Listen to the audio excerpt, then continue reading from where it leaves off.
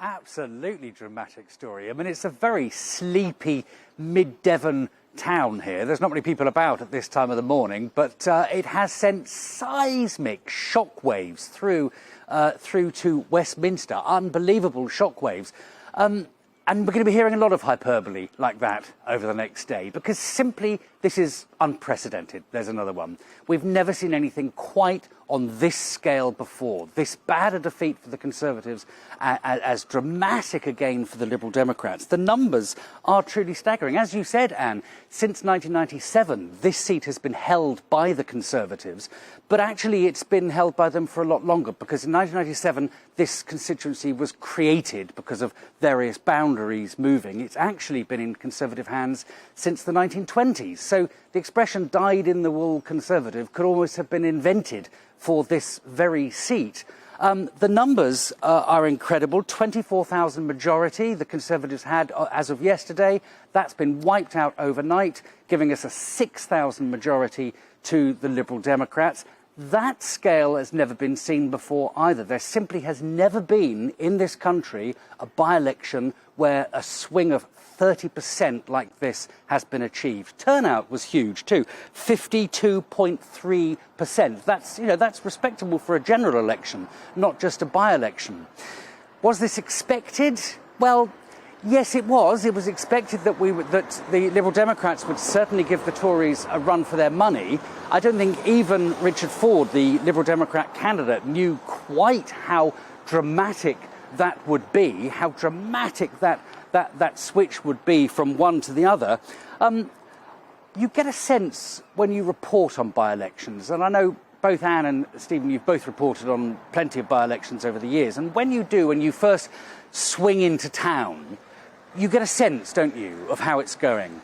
And when I first arrived here on Monday, I did have a very, very strong sense. You looked around you and there were Liberal Democrat stickers everywhere.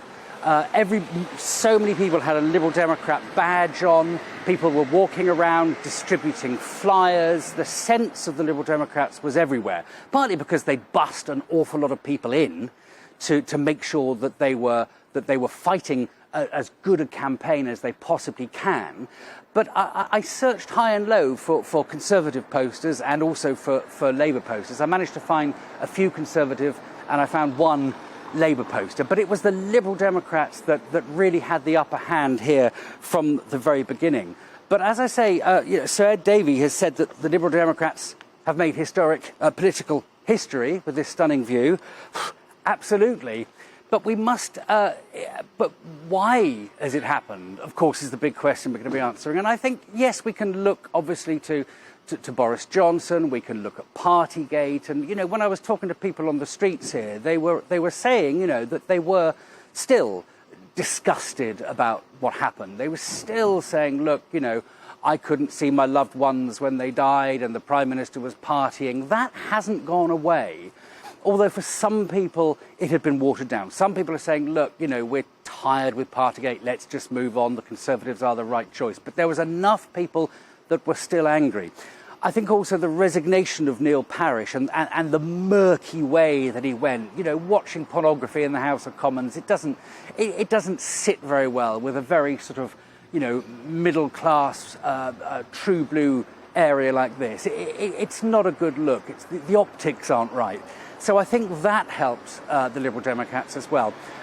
But also, we've got to acknowledge Richard Ford himself. He played a blinder of a campaign. He knocked on so many doors. He's a local man. He's a former army major, so he really knew his stuff and he really knew his people.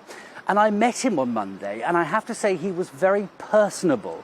He immediately knew my name. He used my name a lot when he spoke to me. He's instantly likeable. And I think that played very well. The emphasis, of course, now will shift away from Mid-Devon back to Westminster as we look at the fallout. Of course, huge fallout already this morning. No reaction as yet from the Prime Minister, but he did say yesterday, look, governments always lose by-elections. Well, they do. Ruling parties rarely win a by-election. But they also, most significantly, rarely lose a by-election as badly as they've lost this one.